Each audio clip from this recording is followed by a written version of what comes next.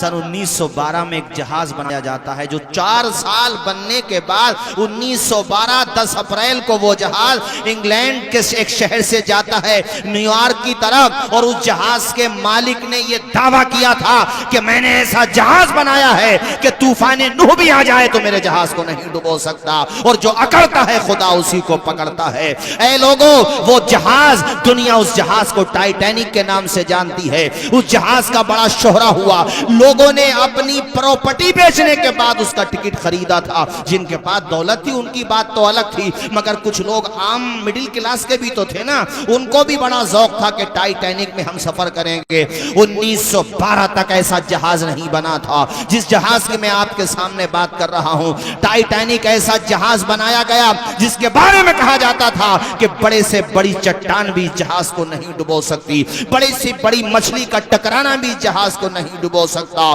دنیا کے بڑے بڑے امیر لوگ اس میں سفر کر رہے تھے، اور اوور کانفیڈنس کا حال یہ تھا کہ جب جہاز کسی آپدہ میں پھنس جاتا ہے تو ایمرجنسی لینڈنگ کے لیے بورڈ رکھ لیتے ہیں کہ اگر جیسے جہاز ڈوبنے لگا تو بورڈوں میں پبلک کو بٹھا کر کے اس کو ریلیف دیں گے اور ان کی جان بچائی جا سکے گی۔ وہ بھی انہوں نے اتنی نہیں رکھی تھی جتنے کی ضرورت تھی، اور جس نے جہاز بنایا تھا ٹائٹینک اس نے یہ بھی کہا تھا کپتان سے جو جہاز چلانے والا تھا کہ اس کی سپیڈ کم نہیں ہونا چاہیے، پر گھنٹہ جو ہے 40 کی رفتار، اس زمانے میں 40 کی رفتار بہت تھی، 112 سال پرانی بات ہے یہ، اور کہا تھا کہ اس کی رفتار کم نہیں ہونا چاہیے۔ یہ ورلڈ ریکارڈ بنائے کم سمے میں، کم ٹائم میں انگلینڈ سے نیویارک پہنچنے کا، یہ ریکارڈ بنائے۔ ایک تو ہم نے سب سے اچھا جہاز بنایا یہ ریکارڈ، دوسرا سب سے کم ٹائم میں پہنچ جائے یہ بھی ریکارڈ بنایا جائے۔ ادھر طوفان نوح میں نوح کی کشتی کو دیکھو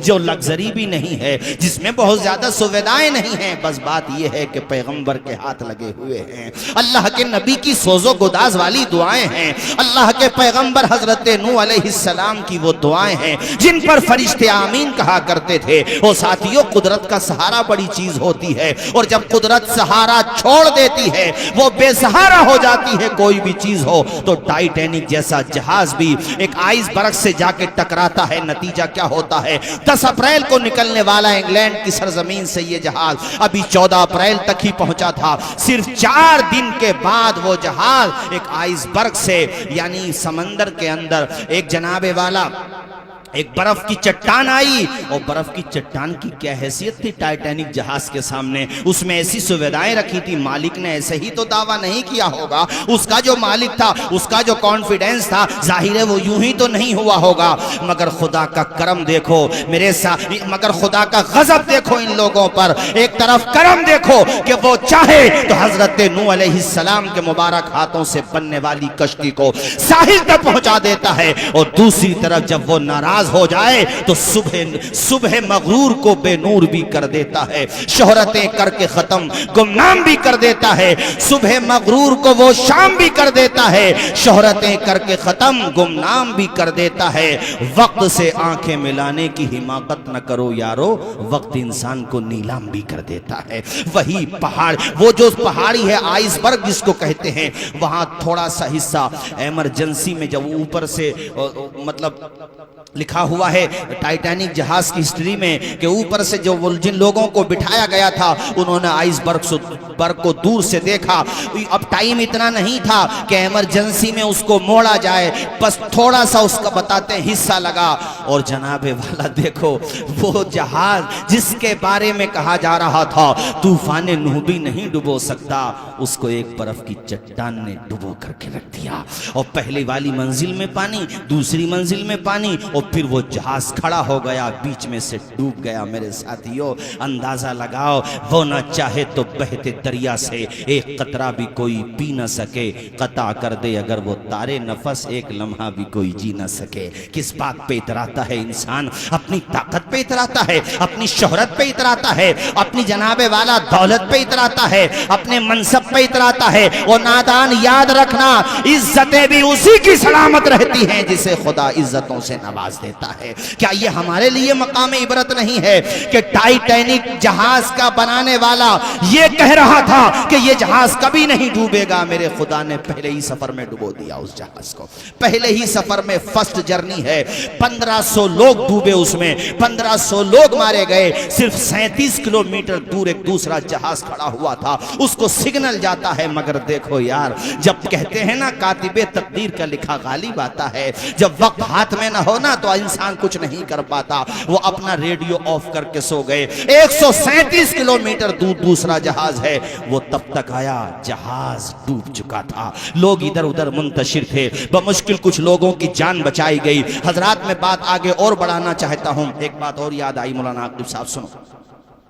اس جہاز میں بیٹھنے کے لیے ایک فارمر غریب انسان تھا، بہت زیادہ مالدار نہیں تھا، اس نے اپنی پراپرٹی، زمین، بہت کچھ مکان، سرمایہ بیچنے کے بعد اپنی بیوی کا اور اپنے 2 یا 3 بچوں کا ٹکٹ خریدا تھا اس نے، تاکہ میں ٹائٹینک جہاز میں بیٹھوں۔ پتہ نہیں اسے جنت سمجھ رہے تھے، کیا سمجھ رہے تھے، ان لوگوں کے لیے تو جنت ہی تھا۔ ارے میرا خدا چاہے نا تو شداد بھی جنت نہیں دیکھ پاتا یار، اللہ کی مرضی کے بغیر کچھ نہیں ہوتا۔ بعض لوگوں کو اللہ نے مہلت دے دی ہے نا، تو آپ دیکھ رہے ہو کتنے اوور کانفیڈنس ہو رہے ہیں وہ لوگ۔ انہیں ٹائٹینک کی ہسٹری پڑھنا چاہیے، فرعون کی، نمرود کی، شداد کی ہسٹری پڑھنا چاہیے تاکہ کچھ تو سبق حاصل ہو۔ قرآن میں اللہ نے یہ کہا ہے بے شک املیت للذین کفروا، کہ ہم مہلت دیتے ہیں، مگر یہ نہیں کہا کہ مہلت دیتے ہی رہتے ہیں، ختم ہی نہیں ہوتی مہلت۔ ثم اخذتہم، اللہ کہتا پھر پکڑتے بھی ہیں۔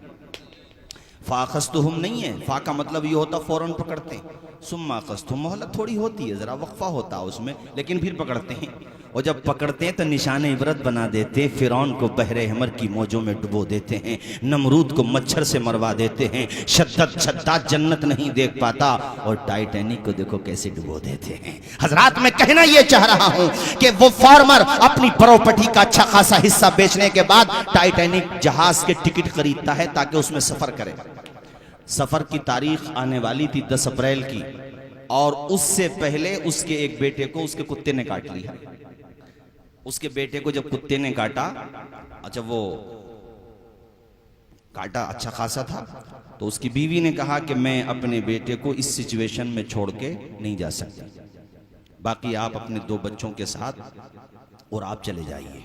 اب باپ ہوتا ہے، اس نے اپنے کتے کو مارا بھی، اور اس کی زبان پہ جو بھی آیا، کتنا کچھ کہا ہوگا، ٹائٹینک جہاز میں فرسٹ جرنی میں ہم سفر کریں، ریکارڈ بنے گا، یہ ذہن میں ہوگا کہ نہیں ہوگا؟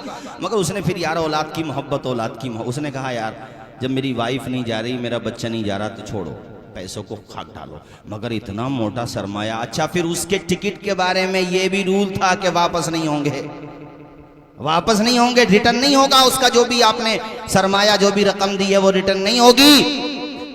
حسرت بھری نگاہوں سے اس جگہ گیا جہاں سے لندن میں، یعنی انگلینڈ میں ایک شہر کا نام میرے ذہن سے اس وقت مس ہو رہا، وہاں سے نیو یارک جا رہا تھا، اور وہاں بہت لوگ دیکھنے آئے تھے ٹائٹینک جہاز کو کہ صاحب یہ جہاز جا رہا ہے۔ وہ بھی حسرت بھری نگاہوں سے دیکھ رہا تھا، رو رہا تھا، اور اپنے کتے کو بڑی گالیاں دے رہا تھا کہ اس کی وجہ سے میرا سفر بگڑ گیا۔ 14 اپریل سن 2012 کو جب وہ جہاز ڈوبا، 1-2 دن میں وہ خبر اخبارات کے ذریعے پوری دنیا میں پھیلی۔ اسی کتے کو جس کو پہلے مار رہا تھا، سوچو وہ اسے کتنا پیار کر رہا ہوگا بعد میں، اس نے بعد میں اس کا شکر ادا کیا کہ تو اگر میرے بیٹے کو نہ کاٹتا تو آج کوئی نہ ہوتا۔ اب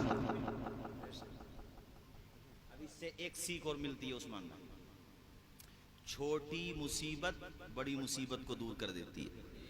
اشارہ سمجھو ہمارا، کبھی کبھی گھر پہ کوئی پریشانی آ گئی تو رونا بلکنا شروع نہ کرو، کارساز وہ ہے، مالک وہ ہے، نہ جانے وہ کس مصیبت کے ذریعے کون سی مصیبت دور کر رہا ہے۔ اونچا بولو۔ ایک حدیث شریف ہے نا، ہمارے علماء کرام تشریف فرما ہے، قیامت کے دن اہل مصائب کو میرا رب جب انعام و اکرامات سے نوازے گا، یعنی جنہوں نے دنیا میں بڑی پریشانیاں دیکھیں، عیش نہ دیکھا، سکون نہ دیکھا، ان کی زندگی عظیمت میں گزر گئی، میرا رب جب ان کو انعام دے گا نا، باقی لوگ جو دنیا میں سکون سے رہے ان کے انعام و اکرام کو دیکھ کر کے تمنا کریں گے کہ کاش ہماری کھالوں کو، ہماری چمڑی کو قینچیوں سے کاٹ دیا جاتا تو ہمیں بھی آج یہ انعام مل رہا ہوتا۔ تو پریشانی آئے تو گھبراؤ نہیں، ان اللہ مع الصابرین۔ یار میرے خدا کی بات کیسے غلط ہو سکتی ہے؟ رب کہہ رہا ہے میں صبر کرنے والوں کے ساتھ ہوں۔ اللہ کی بارگاہ میں عریضہ کیا کرو، اشکوں کو بھی پی لیں گے، ہونٹوں کو بھی سی لیں گے، اشکوں کو بھی پی لیں گے، ہونٹوں کو بھی سی لیں گے، گر تیری رضا ہوگی ہر حال میں جی لیں گے۔ اللہ اللہ، اس کی شان دیکھو، اس کی کبریائی دیکھو، اس کی قدرت کا کرشمہ دیکھو میرے ساتھیو۔ وہ جو چاہے کرتا ہے، فعال لما یرید، جو چاہے میرا رب کرتا ہے، اس پہ کچھ کرنا یا نہ کرنا واجب نہیں ہے، وہ جو چاہے کرے۔ زور سے بولو، وہ جو چاہے، بولو وہ جو چاہے۔ اسی ٹائٹینک جہاز کے ملبے کو یہ 1984-80 کی دہائی میں یہ دریافت کیا گیا، ڈسکور کیا گیا، تو اس کو دیکھنے ابھی 18 جون کو۔ اچھا، رئیسوں کا بھی شوق عجیب ہوتا ہے، دین کے کام میں ہر کسی کا پیسہ خرچ تھوڑی ہوتا ہے مولانا عاقب صاحب۔ شہزادہ سلیمان اور اس کا بیٹا داؤد اور 3 اور تھے، تو یہ ٹائٹن، اس پنڈبی کا نام بھی ٹائٹن ہے۔ ایک ذوق ہے کہ اس ملبے کو، ابے ملبے کو دیکھنے کیا جا رہے ہو بھئی، ملبے میں کیا رکھا ہے؟ ملبے کی تو ویڈیوز موجود ہیں، وہی دیکھ لو یوٹیوب پہ، ہم تو غریب ہی صحیح ہیں، یوٹیوب پہ دیکھ لو ملبہ۔ 15 کروڑ کے ٹکٹ خرید کر دونوں باپ بیٹے پنڈبی میں 18 جون کو اس جرنی پہ جاتے ہیں۔ کتنی کہاں پہ ہے ٹائٹینک کا ملبہ؟ 12,500 فٹ دوری پر۔ تو ابھی یہ زیادہ نہیں پہنچے تھے، 5,000 کے آس پاس پہنچے تھے وہ پنڈبی۔ اس کے بنانے والے کو بھی بڑا گھمنڈ تھا، لیکن دیکھو پانی کا پریشر، جیسے آپ سمندر کے، یہ دنیا جو ہے نا بہت بڑی ہے، 70% تو دنیا میں پانی ہی پانی ہے۔ انسان پتہ نہیں، اللہ نے مہلت دے دی تو پتہ نہیں کیا سمجھے بیٹھا، اللہ بھی پانی کو حکم دے دے تو سب پانی پانی ہو جائے گا۔ ارے بولو یار، اللہ پہ بھروسہ رکھو، اعتماد۔ ابھی میں مسلم شریف کی ایک حدیث شریف پڑھ رہا تھا، حالانکہ پہلے ہی میں نے پڑھی ہے، مگر وہ اچانک ریاض الصالحین میں بھی یہ حدیث شریف ہے کہ اہل حق پہ ایک دور میں اتنی مصیبتیں آئیں، اتنی مصیبتیں، بڑی لمبی حدیث ہے۔ تو ظالم جو اس وقت کا تھا، وہ اس نے خندقیں کھدوا دی کہ جو بھی خدا کو ایک مانتا ہے، بڑی طویل حدیث ہے، اس کا ایک حصہ ہے۔ تو اس نے اہل حق کو خندقوں میں پھینکنا شروع کر دیا۔ آئے ہے تو ایک ماں ہے، ایک اس کی گود میں دودھ پیتا بچہ ہے، وہ عورت اپنی وجہ سے نہیں، اپنے بچے کی وجہ سے تھوڑی سی ہچکچاتی ہے، آگ کی خندق میں جانے کے لیے اس کو گھبراتی ہے۔ خدائی قسم گود کا بچہ بول اٹھا، یہ مسلم شریف کی حدیث شریف ہے۔ حضور فرماتے ہیں وہ گود کا بچہ بول اٹھا اور کہتا ماں تو گھبراتی کیوں ہے؟ وہ آگ نظر آ رہی ہے، آگ نہیں ہے، وہ نور ہے، کود جا خدا کا نام لے کر کے۔ اس کو ایمان کی دولت کہتے ہیں۔ یہ ایمان، اللہ کا شکر ادا کیا کرو کہ مالک نے اپنی اور اپنے محبوب کی معرفت عطا فرمائی ہے۔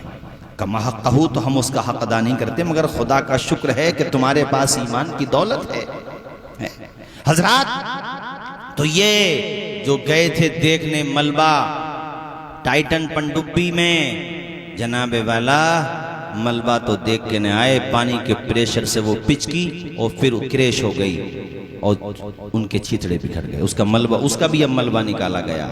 یہ میں بتا رہا ہوں آپ کو، یہ سمجھانا، عرض کرنا چاہ رہا ہوں آپ سے کہ کچھ لوگ تو اس لیے ڈوب جاتے ہیں کہ ان پہ پیسے نہیں ہوتے، کچھ 15 کروڑ روپے خرچ کر کے بھی ڈوب جاتے ہیں۔ پہنچنا انسان کو وہیں پر ہے جہاں پہ مولانا عاقب صاحب موت لکھی ہوئی ہے۔ انسان کہتا ہے کہ میں چاند پہ چلا گیا، ارے یار تو سورج پہ بھی چلا جا، جل کے ہی آئے گا واپس۔ میرے کہنے کا مقصد یہ ہے کہ انسان کے بارے میں میرے رب نے جو فرمایا، حق فرمایا، ہم نے قرآن سے دوری اختیار کر لی، ہماری بدنصیبی ہے، ورنہ قرآن پڑھیں سارے راستے کھلتے ہوئے نظر آئیں گے۔ میرا رب کہتا اینما تکونوا یدرککم الموت، کہیں بھی چلے جاؤ موت تو آئے گی تمہیں۔ وَلَوْ كُنْتُمْ فِي بُرُوجٍ مُشَيَّدَةٍ، اگرچہ تم مضبوط قلعوں میں جا کے چلے جاؤ وہیں وہ چھپ جاؤ مگر موت آئے گی۔ اچھا اس میں ایک جملہ اب مجھے یاد آیا، ایک بات اور یاد آئی، اس میں ایک بات یہ کہی گئی صاحب رڈار سے باہر ہو گئی، باہر جو اس کا اسٹیشن تھا جہاں سے اس کا کنیکشن تھا رڈار سے باہر ہو گئی۔ یہ موبائل ہمارے آپ کے سب کے پاس ہے، آپ سفر کرتے ہیں، ندیم بھائی آپ بھی بہت سفر میں رہتے ہیں، ہم اور آپ سب آج کل میپ استعمال کرتے ہیں، اچھی چیز ہے، فائدہ مند چیز ہے، مگر کچھ زون ایریاز ایسے بھی آتے ہیں جب میپ کہتا ہے بھئی مطلب وی ڈونٹ نو، یا یہ کہہ لو کہ اب یہاں آ کر کے ہماری نالج آپ کو کوئی فائدہ نہیں پہنچا سکتی۔ ایسے ایریاز آتے ہیں، بڑے بڑے ایسے جگہیں آ جاتی ہیں، گلیاں آ جاتی ہیں، روڈ آ جاتے ہیں، جنگلات آ جاتے ہیں جہاں بڑے سے بڑا ٹاور اور اس کا رڈار کام نہیں کرتا، مگر میرے خدا کا فرمان دیکھ مسلمان، سورہ رحمان میں میرا رب کہتا ہے یا معشر الجن والانس ان استطعتم ان تنفذوا من اقطار السماوات والارض فانفذوا لا تنفذون الا بسلطان فبأي آلاء ربكما تكذبان۔ اللہ کہتا ہے اے جنات اور انسانوں کے گروہو اگر ہمت ہے تو نکل کے دکھاؤ، آسمان کے کناروں سے نکل کے دکھاؤ۔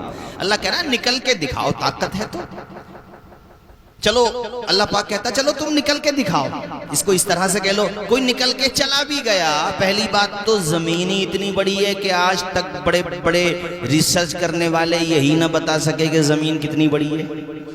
ابھی تک وہ سمندر کی گہرائی، ارے کچھ ایریاز ہیں جہاں وہ گہرائی تک پہنچ گئے، لیکن کچھ سمندر کے علاقے ایسے بھی ہیں کہ وہاں اب شپ جاتے ہوئے، جہاز جاتے ہوئے، فلائٹ جاتے ہوئے ڈرنے لگی ہیں، چونکہ اس ایریاز میں بہت زیادہ کریش ہوتے ہیں تو ادھر کو جاتے نہیں، راستہ چینج کر لیا انہوں نے۔ اب تو تم سمندر کے پانی کو ابھی یہ نہیں پتا کر پائے کہاں سے کہاں تک کہ دنیا کتنی بڑی ہے، اور تمہاری دنیا سے میرے خدا کا سورج بڑا ہے۔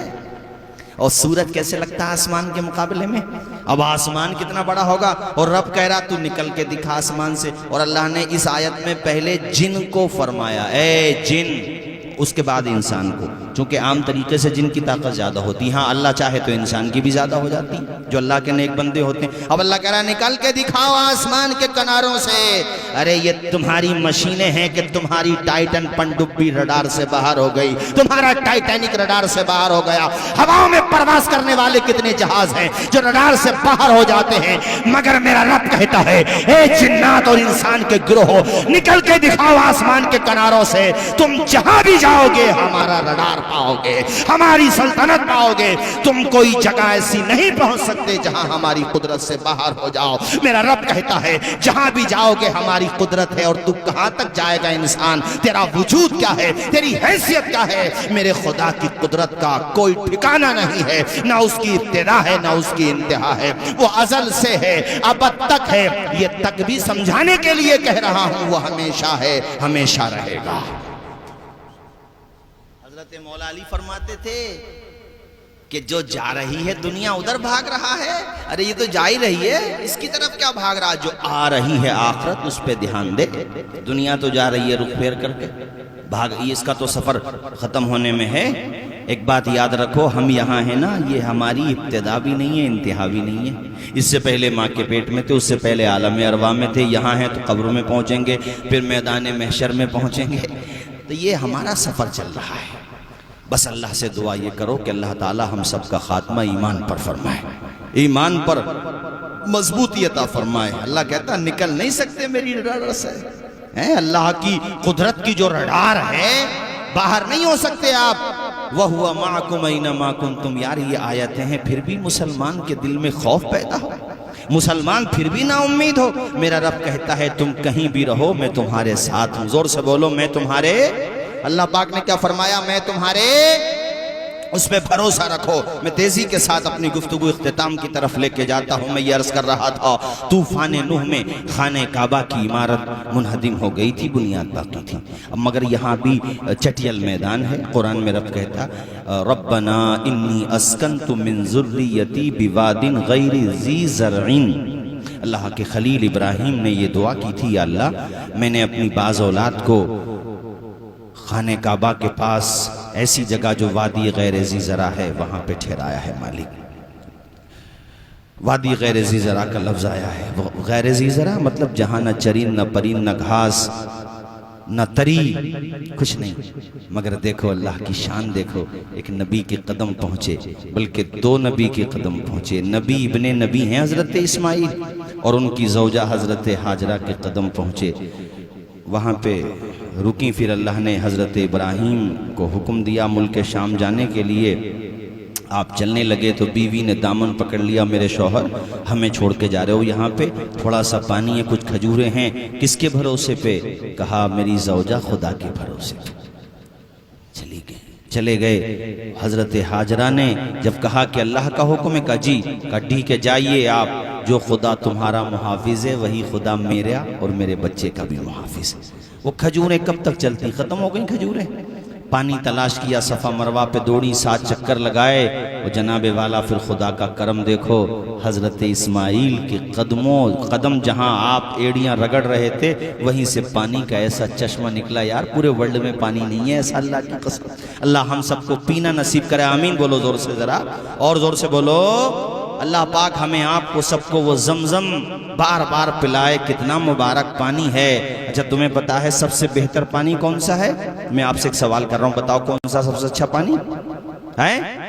ارے زمزم بہت اچھا ہے، بہت اچھا ہے بلا شبہ، مگر سب سے افضل پانی وہ ہے جو ہمارے حضور کی انگلیوں سے نکلا تھا، سبحان اللہ، ذرا زور سے بولو نا سبحان اللہ۔ اس کے بعد زمزم شریف۔ حضرات میں یہ عرض کرنا چاہ رہا تھا آپ سے کہ بہرحال تیزی کے ساتھ میں آپ کو بتاؤں کہ وہاں پہ دیکھو آبادی ہو گئی، قبیلے بنو جرہم کے لوگ آ گئے، اور وہی سنگلاخ وادی غیر ذی زرع کیسی آباد ہوئی ہے کہ انسان طواف کرے نہ کریں فرشتے طواف کرتے رہتے ہیں۔ کرونا کے ٹائم میں جب انسانوں کا طواف رک گیا تھا، کچھ ویڈیوز آئے تھے، دیکھے ہوں گے تم نے کہ اللہ کے حکم سے پرندوں نے طواف شروع کر دیا تھا۔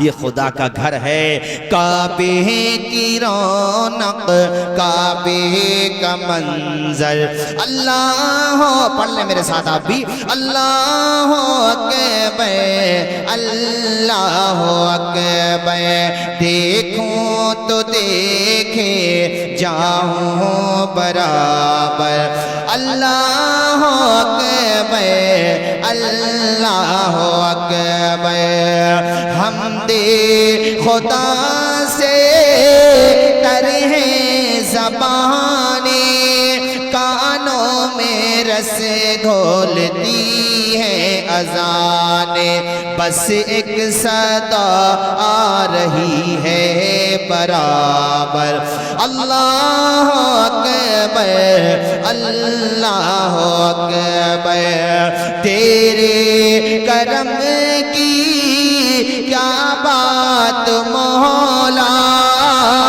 تیرے حرم کی کیا بات مولا۔ ابھی حج کے ہی دن چل رہے ہیں، اللہ پاک ہم سب کو بار بار بلائے، آمین بولو زور سے، اور زور سے بولو آمین۔ تیرے کرم کی کیا بات مولا، تیرے حرم کی کیا بات مولا، تا عمر کر دے آنا مقدر، اللہ اکبر اللہ اکبر۔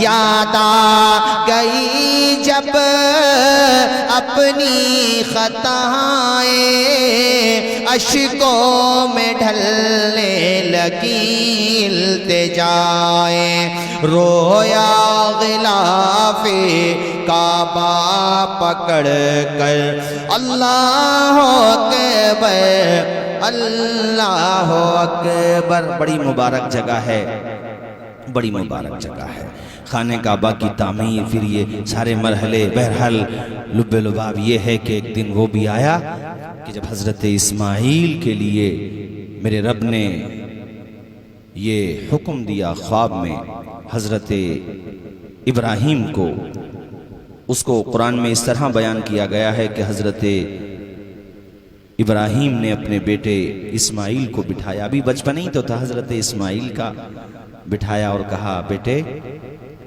میرے لال، میں نے خواب میں دیکھا ہے انی اذبحک فانظر ماذا تری، بیٹے میں نے خواب میں دیکھا ہے کہ میں آپ کو ذبح کر رہا ہوں، فانظر ماذا ترى، تو آپ اپنی رائے بتائیں کہ اس بارے میں تمہاری کیا رائے ہے۔ سبحان اللہ، باپ ہو تو خلیل جیسا، سبحان، اور بیٹا ہو تو اسماعیل، اللہ ہو۔ کیا کہا بیٹے نے؟ ابا جی، یا ابت افعل ما تؤمر، جس چیز کا تمہیں حکم دیا جا رہا ہے کر گزریے، وہ جو تمہیں حکم دیا گیا ہے آپ وہ کریے۔ رہی میری بات، ستجدنی انشاء اللہ من الصابرین، ابا مجھے صبر کرنے والا پاؤ گیا۔ اللہ اکبر۔ منی کی طرف چلے ہیں، وادی منی بھی تھر تھر کانپ رہی ہے کہ مالک آج زمین پہ یہ ہو کیا رہا ہے۔ شیطان ادھر پہنچا ہاجرہ کے پاس، کافی کوشش کی۔ حضرت ہاجرہ نے کہا مردود کیسی بات کرتا ہے، میرا شوہر اپنے بیٹے کو کیوں ذبح کرے گا؟ جب کوئی حربہ نہ چلا تو کہنے لگا وہ اللہ نے کہا ہے نا، بھگا دیا لا حول پڑھ کے، کہا ظالم بھاگ جا یہاں سے، رب نے کہا ہے نا، تو کوئی بات نہیں ہے، جو خلیل کی رضا ہے وہی ہاجرہ کی بھی رضا ہے، جو خلیل کو پسند ہے وہی ہاجرہ کو بھی پسند ہے، اور میاں بیوی کو وہی پسند ہے جو خدا کو پسند ہے۔ اور پھر یہ جو ہے جا کر کے منی بھی پہنچ گیا مردود۔ اچھا یہ تو ہر اچھی جگہ پہنچ جاتا ہے، جہاں بھی اس کو تو ورغ لانا ہے، اس کا کام ہی یہ ہے۔ منی میں 3 جگہ اس نے بہکانے کی کوشش کی، 3 جگہ 7 کنکریاں اس کو ماریں، اور جناب والا آج بھی ان تینوں جگہ، یعنی 7 کنکریاں، ان تینوں جگہ تمہیں جانا ہے، اس کو رمی جمرات کہتے ہیں، وہاں جانا ہے، وہاں پہ کھڑا تھوڑی ہے وہ، مگر اس کو تکلیف ہوتی ہے کہ میری کہانی دفن ہو گئی، ابراہیم کی داستان زندہ ہو گئی۔ ہر سال حج کے موقع پر کتنے حجاج، اس سال 20 سال ہیں، 20 لاکھ ہیں، مولانا راغب صاحب 25 کے آس پاس ہیں، سب نے 7 کنکریاں ماری ہوں گی۔ اپنے یہاں کے حاجی ہندوستان کے تو ادھی مارے، میں نے کہا بھئی اس سے بڑی سنت اور حضرت ابراہیم کی سنت زندہ ہے۔ دیکھو یہ حج جو ہے اس بات کا اس سے اہل سنت کے عقیدے کا اظہار ہوتا ہے۔ کچھ لوگ کہتے ہیں کہ نشانیاں مٹاؤ، ایسے بھی ہیں نشانیاں مٹانے والے۔ ابے یہ حج جو ہے حضرت ہاجرہ، حضرت ابراہیم، حضرت اسماعیل کی یادگار ہی تو ہے۔ ارے بولو زور سے۔ تو اللہ کی منشا یہ ہے کہ میرے محبوبوں کی یادگار کو مٹاؤ نہیں، بلکہ اسے باقی رکھو، اسے زندہ رکھو۔ اور حضرات وہ لمحہ بھی آیا کہ جب باپ نے اپنے بیٹے کے حلقوم پہ چھری رکھ دی، تصور تو کرو، آسمان کے فرشتے کہتے ہیں مالک یہ ہو کیا رہا ہے زمین پر؟ تیرا خلیل جس نے تیرے لیے نارے نمرود میں چھلانگ لگا دی، اے میرے مالک اس نے ہر قربانی دی، ملک شام چھوڑ دیا، یا اللہ اس نے اپنے سگے چچا آزر کے خلاف محاذ کھڑا کر دیا، وہ حق کے لیے پورے سماج سے لڑ گیا۔ اے میرے مالک، اے ہمارے پروردگار، وہ سچائی کے لیے، توحید کے لیے، اے میرے مالک تیری کبریائی بیان کرنے کے لیے پوری دنیا سے لڑ رہا ہے۔ اے مالک وہ امتحان پہ امتحان دے رہا ہے، مگر یہ کتنا بڑا امتحان ہے کہ اس کا سگا بیٹا زمین پہ تراز ہے اور اس کے ہاتھ میں چھری ہے۔ مالک یہ کیا ہو رہا ہے؟ اس وقت ہمارا وجدان کہتا ہے، ہمارا ایمان کہتا ہے، ہمارے پروردگار نے یقیناً اپنے فرشتوں سے فرمایا ہوگا، فرشتوں انی اعلم ما لا تعلمون، جو ہم جانتے ہیں تم نہیں جانتے ہو۔ تم کہتے تھے نا جب میں آدم کا پتلا بنا رہا تھا، میں نے اعلان کیا تھا انسان کو پیدا کرنے کا، تو تم نے کہا تھا یہ زمین پہ جا کر کے انسان فساد مچائے گا۔ اے اللہ تو انسان کو زمین پہ پیدا کیوں کر رہا ہے؟ تو فرشتوں تم نمرود جیسے ظالموں کو دیکھ رہے تھے، ہم ابراہیم جیسے اپنے چہیتوں کو دیکھ رہے تھے۔ میں یہ بتانا چاہتا ہوں میرے فرشتوں کہ دیکھو میرے ابراہیم کی ادا تو دیکھو، اس کی استقامت تو دیکھو، اس سے نارے نمرود کے لیے کہا وہ کود گیا، اس نے پریشانیاں اٹھائیں، اس نے بڑے بڑے جتن اٹھائے۔ اے میرے فرشتوں دیکھو میرے ابراہیم کو یہ کیسا جذبہ دکھا رہا ہے، اس کی استقامت دیکھو، اس راہ وفا میں اس کی محبت دیکھو، اور ساتھ ہی ساتھ اس کے چھوٹے سے بچے اسماعیل کی وفا بھی تو دیکھو، اس کا بھی تو صبر دیکھو۔ زمین پہ دراز ہے اسماعیل، رب نے فرمایا اے جبریل جاؤ دمبا لے کر کے چلے جاؤ جنت سے، مسکرا کے بولو سبحان اللہ۔ وہ دمبا لے کر کے آئے اور دور سے، دور کا مطلب بہت دور نہیں، اتنی دور کہ آواز پہنچ جائے، انہوں نے دور سے پڑھا اللہ اکبر اللہ اکبر۔ آپ بھی بولو اللہ اکبر۔ ارے یہ پڑھ نہیں رہے ہو نماز، ہر نماز کے بعد ایک مرتبہ ہر نماز کے بعد پڑھنا واجب ہے، 3 مرتبہ افضل ہے، پڑھ لینا چاہیے۔ اور ایک مرتبہ بلند آواز سے، 3 مرتبہ بھی بلند آواز سے پڑھو ثواب ملے گا، لیکن ایک مرتبہ تو ضروری ہے۔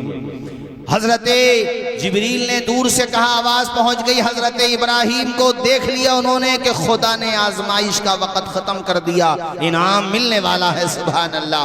انہوں نے حضرت جبریل امین کی یہ صدا سنی تو بے ساختہ کہا لا الہ الا اللہ واللہ اکبر۔ یہ جملہ اپنے والد گرامی کی زبان سے سنا اسماعیل نے تو وہ بولے اللہ اکبر اللہ اکبر اللہ اکبر۔ اب پورا پڑھ لیجئے میرے ساتھ، اللہ اکبر اللہ اکبر لا الہ الا اللہ واللہ اکبر اللہ اکبر وللہ الحمد اللہ اکبر وللہ الحمد۔ حضرت اسماعیل نے کہا یہ تینوں ہستیوں کا جملہ مل کے تکبیر تشریق کہلاتا ہے۔ ذرا جھوم کے بولو سبحان اللہ۔ آ گیا دمبا، ہٹا دیا گیا اسماعیل کو، کٹ گیا دمبا۔ آج میں نے عیدگاہ پہ بھی تقریر کی تو وہاں پہ تو کسی نے نہیں، لیکن بعد میں مولانا عاقب صاحب، اچھا یہ لوگ سوال بھی کرتے ہیں کہ حضرت وہ دمبا تو ذبح ہو گیا تھا تو گوشت کا کیا ہوا؟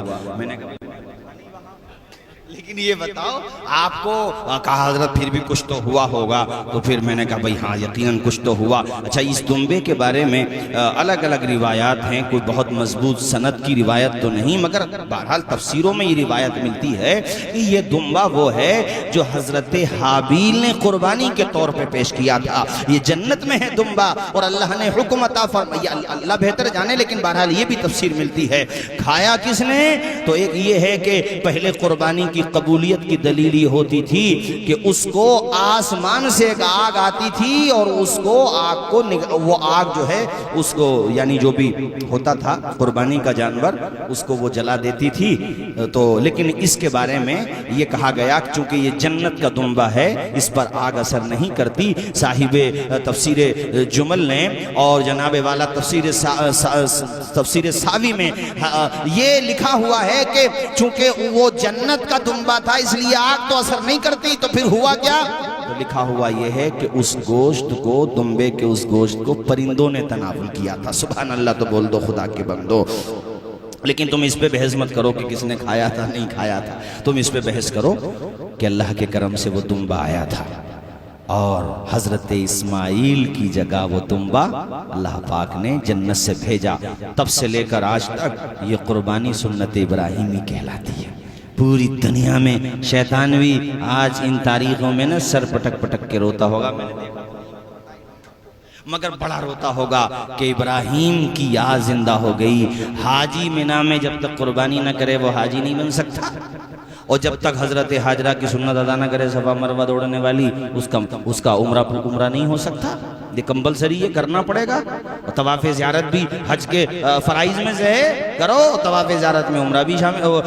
طواف زیارت جب ہوتا ہے تو اس میں صفا مروہ کی سعی بھی ہوتی ہے میرے ساتھیوں۔ حضرات میں بتانا یہ چاہ رہا ہوں کہ اللہ تعالی ہم سب کو پروردگار عالم حضرت ابراہیم کی اداؤں سے محبت کرنے والا بنا دے، اس سے پیار کرنے والا بنا دے۔ میں نے جو کچھ کہا کوئی بات غلط نکلی ہو میں بھی کلمہ پڑھتا ہوں، آپ بھی میرے ساتھ پڑھ لیجئے۔ اشہد ان لا الہ الا اللہ واشہد ان محمدًا عبدہ ورسولہ۔ میں نے کافی وقت بھی آپ کا لے لیا۔ بہرحال ہم سب اس موقع پہ یہ بھی سوچیں کہ بھئی ایک طرف تو ہم نے قربانی میں جانور ذبح کیا ہے، لیکن دوسری طرف ہم اپنی بری عادتوں کی بھی قربانی دیں۔